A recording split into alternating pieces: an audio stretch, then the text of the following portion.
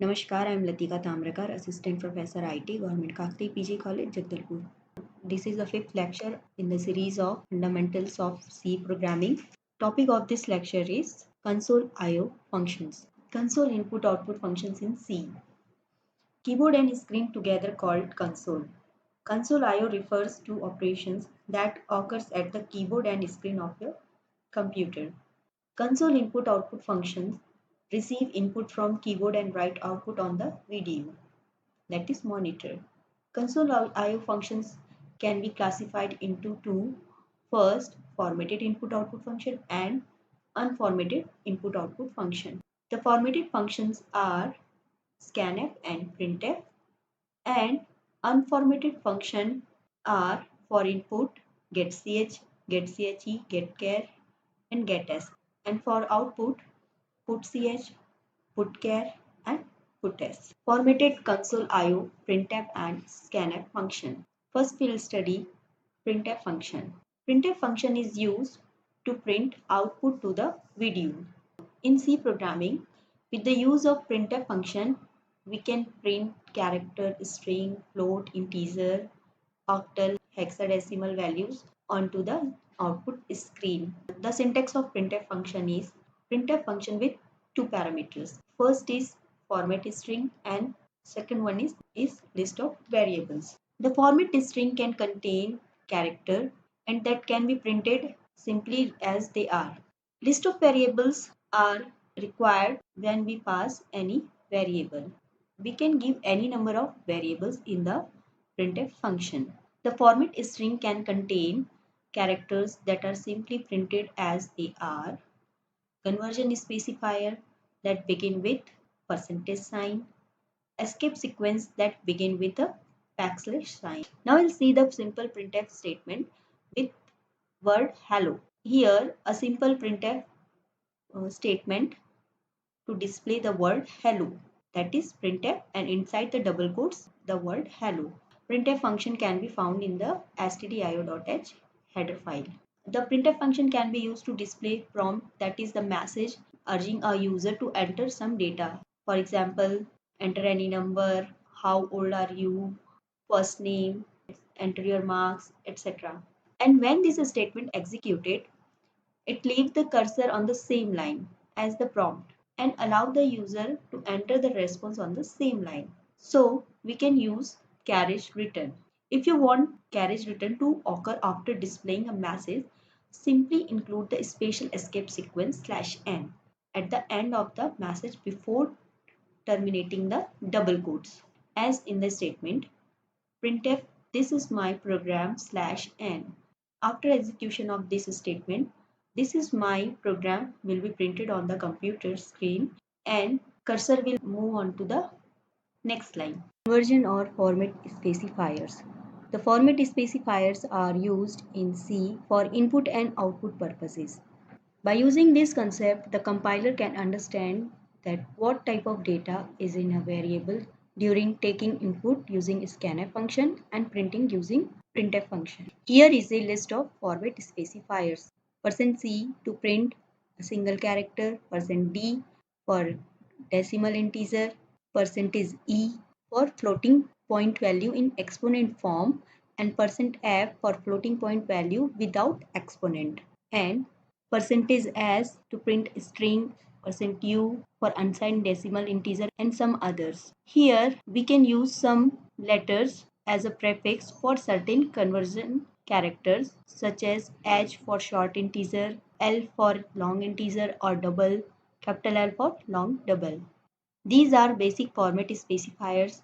We can add some other part with the format specifiers. These are like below. With the use of minus symbol, we can left align the string. A number after % specifies the minimum filled width. If string is less than the width, it will be filled with spaces. And a period is used to separate width and the precision. Here is example to understand the above specifiers. Ch variable as character type and its value is b. To print character data, we use %C, and here the output is b. In next statement, x and y. Both variables are of integer type. We can use %d or %i specifiers to print this integer data.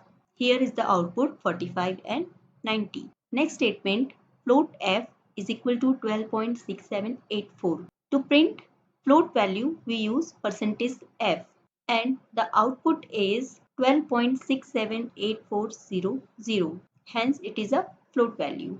In the next printf statement, we use %2.2f to print float value with precision of 2. And here is the output 12.68. In the next statement, same as above, the next statement, %7.2f is used to print float value with precision of 2. Here 7 in the statement above specifies the width of the output field. If you include a width in format specifier, the function will attempt to display the number in that width. And point 2 in the statement above specifies the decimal precision, that is the number of place that you want to appear to the right of the decimal point, and would be used only in situation where you are outputting floating point values. When a value is too large to fit in a specified field width, the function will expand the field to use as many characters as necessary. In output, we can see the first output for 2.2 is simply the 12.68, and for 7.2f the output is expanded in the width of 7 with 2 decimal values. The positive number is right aligned, while if you put minus sign before the number, it becomes left aligned. Next statement is %e. It prints the number in scientific notation. If you want to print a number in octal format or hexadecimal format, then we can use %o or %x. Here a is equal to 67, and in this statement we print a in both %o and %x, that is octal and hexadecimal format. Next statement is string value. Here the variable str is equal to hello world. Any string can be printed with %s specifier. In the first statement, hello world is printed as it is. In the next statement, %20s shift hello string to the 20 character right, including the string. That means it is a right aligned. And next is %-20s, our string will become left aligned, and width is 20. Next statement is 20.5, means it will allocate 20 space and print string up to 5 character. In the next statement, -20.5s will print a string up to 5 character, and minus sign will make it left aligned. With the help of above example, we can understand how can we use format specifiers in different ways. Next is scanf function. Scanf function in C allows the programmer to accept input from the standard input device keyboard and store them in variable. We can read one or more variable through scanf function at a time. Each variable must be preceded by the ampersand sign, which is called address of operator. We can read values into multiple variables with a single scanf as long as we have corresponding format specifier. In this example, 3 character variables can be read in a single scanf statement. The user must press enter key after giving the value to the variables. This is a program to illustrate scanf function. Here, first statement is declared num variable of integer type. Then printf function prints the message input an integer number. And next statement, scanf function read num variable. We can print the output. The number you typed was %d specifier is used here as a placeholder for the num variable, and whatever the number given by the user will be printed in this place of %d. And here is the output. Input an integer number. The user will give 50 and the output will be the number you typed is 50. The format specifiers for scanf are %c to read a single character, %d to read a decimal integer, percentage I to read decimal integer, percentage E for floating point number with exponent, and percentage F with to read a floating point number without exponent, and other specifiers. Next, we'll see unformatted input-output functions in C. This type of input-output function doesn't require any format specifier. It can only read character. Reading a single character can be done using these functions. First, getChar. GetChar function echoes character but must be followed by enter key. Here, echoes means it displays the character on the screen. Next is getCh. Will not echo character. Character is read instant without waiting to hit enter key. Means it doesn't display character in screen. Third, getChe.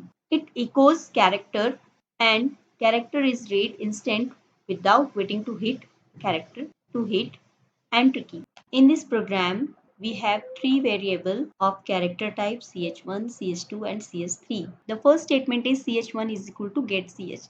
The getch statement will wait for the input given by the user. Suppose we press A, then ch1 will read A but will not echo the character on the screen. Then next statement ch2 is equal to getche. Getche function will wait for the users for the value. Suppose we give B. B character will echo on the screen. And the third statement ch3 is equal to getchar. Suppose we give C as an input, then after giving the value, it will wait to press the enter key. And after pressing the enter key, next printf statement will be executed. And here is the output A, B, C. Next is putchar function. This function prints one character on the screen at a time which is read by the standard input. The syntax is putchar and variable name. Here is example. Suppose we have a character variable ch. Then in the statement we ask to the user enter a character. With the help of scanf function, we give the value to the ch variable. And here putchar function will print the value of ch variable, and the output is, suppose we enter the character r, putchar function will return the value of ch, that is r. Now in the previous section we now reading and writing strings. The function getAs and putAs enables us to read and write a string of characters at the console. First we'll see getAs function. The getAs function reads a string of characters entered at the keyboard and places them at the address pointed to by its argument. We can type characters at the keyboard until we strike a carriage return. The carriage return or enter key does not become part of the string. Instead, a null terminator is placed at the end of getAs returns. The prototype of getAs function is, first we define the char data type, and inside the getAs function we provide the string of characters, means width of the string, the length of the string. This prototype is found in stdio.h. Now let's see the example of getAs function. Here the length of the string is 80, which is a array of characters. The next statement getAs str means getAs function will read the string given by the user. In next statement, with the help of printf function, the output will be the length of %d strlen means we are giving the length of the string with the help of strlen function, which is found in string.h library, and the final length of the string will be placed in place of %d, and the output will be, suppose we give the input as hello world exclamation mark, then the total length is 12, so the output will be length is 12. Next is putAs function. The putAs function writes its string argument to the string followed by a new line. Its prototype is int putAs in the bracket char str. It recognizes the same backslash code as printf, such as \t for tab. It cannot output any number or can't do any format conversion. Hence, the putS function is often used when it is important to have highly optimized code. The putS function returns a non-negative value if successful, otherwise it returns end of file. PutS hello. This statement will write hello on the screen. PutS function uses the stdio.h header file. Let's see a program for putS function. Char str100 is a character array of length 100. Then printf enter a string will ask to enter a string. Then getAsStr will read the string or statement given by the user. Then putS function will print the str, that is the string value entered by the user in str variable. Here is the output. Enter a string and output given by the user is hello, how are you? Then putS function will print the value given by the user. Now this is all about this lecture. In today's lecture we studied about console input output function, that is formatted and unformatted IO functions. Hope you like it. Thank you so much.